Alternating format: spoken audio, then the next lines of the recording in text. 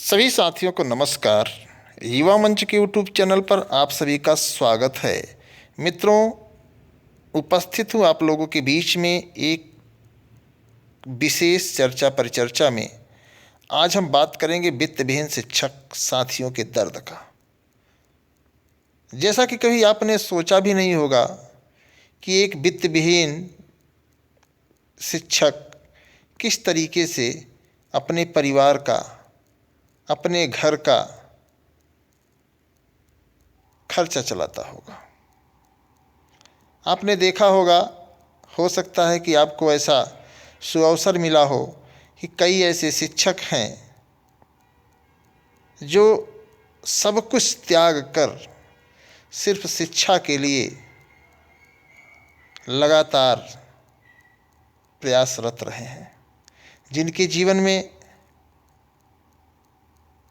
रुपए का कोई महत्व नहीं था, जिनके जीवन में पैसे का कोई मोल नहीं था। उन्होंने सिर्फ और सिर्फ एक ध्येय बनाया था कि जिस कार्य के लिए हमने बीड़ा उठा लिया है वो कार्य पूरी ईमानदारी से, कर्मठता से, ईमानदारी से, पूरे धैर्य के साथ करूँगा। शायद एक बार मैं आपको आपके बचपन की ओर ले जाना चाहूँगा। आप सोचिए कि आप जिस विद्यालय में पढ़ रहे थे, हो सकता है कि वह विद्यालय ऐसे शिक्षक, ऐसे गुरुजन से सजा हुआ हो जहाँ पर फीस नाम की कोई चीज़ नहीं हुआ करती थी, जहाँ पर सरकारी अनुदान, सरकारी वेतन आदि दूर दूर तक नहीं मिलते थे। ऐसे शिक्षकों के शरीर का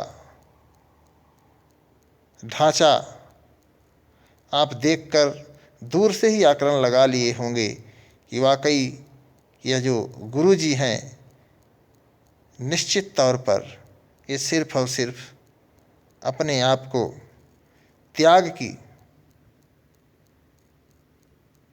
बलिदान की, कर्मठता की जो मिसाल लेकर आ रहे हैं, शायद ही उन्हीं सब का ये त्याग बलिदान आज हम लोगों के लिए बहुत असरकारी है। हो सकता है कि आप सरकारी विद्यालय में पढ़ कर के यहाँ तक की दूरी तय करके आए हैं, लेकिन हमारे आपके बीच में कई ऐसे लोग हैं, कई ऐसे साथी हैं जो वित्तविहीन विद्यालयों में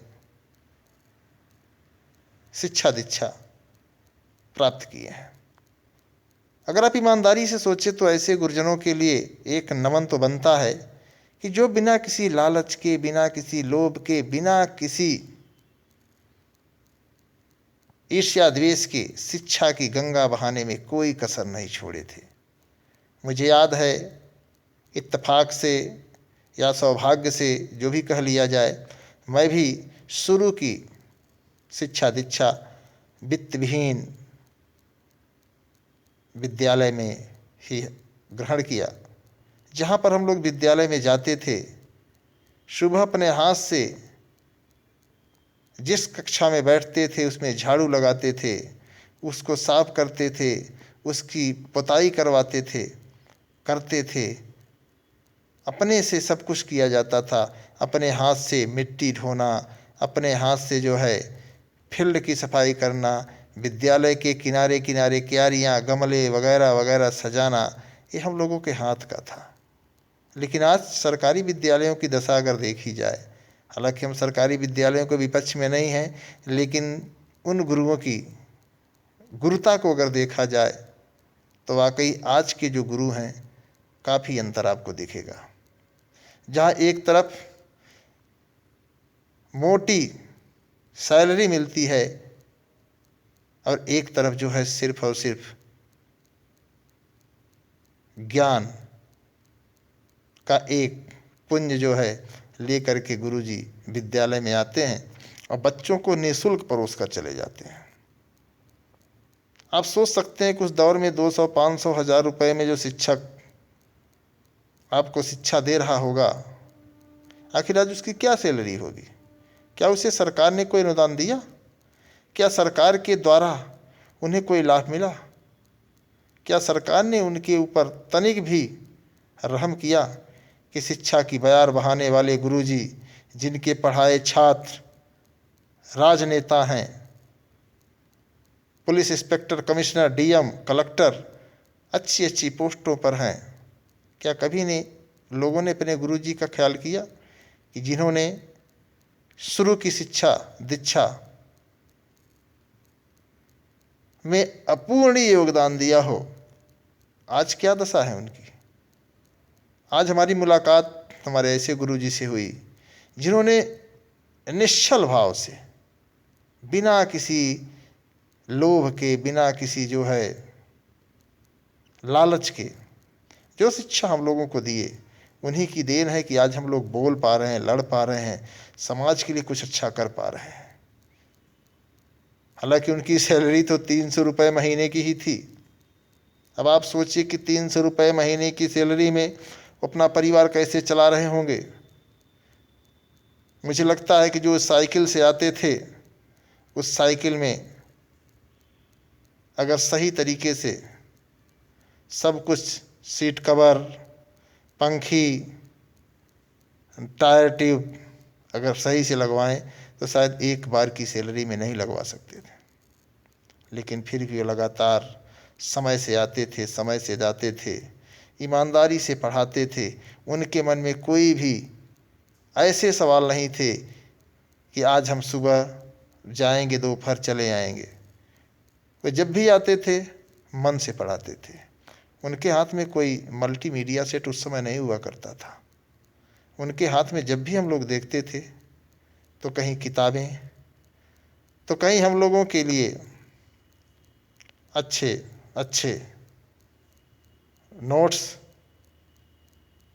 तैयार करते हुए, या फिर एक अच्छी शिक्षा कैसे दी जाए, उन सभी की रणनीति हुआ करती थी।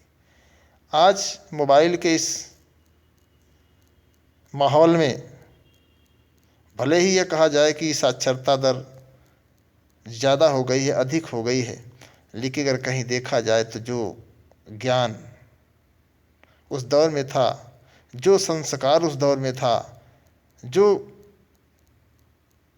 हम लोगों के बीच में शिक्षा दीक्षा दी जाती थी, उसका जो महत्व था, आज शायद आपको देखने को नहीं मिलेगा।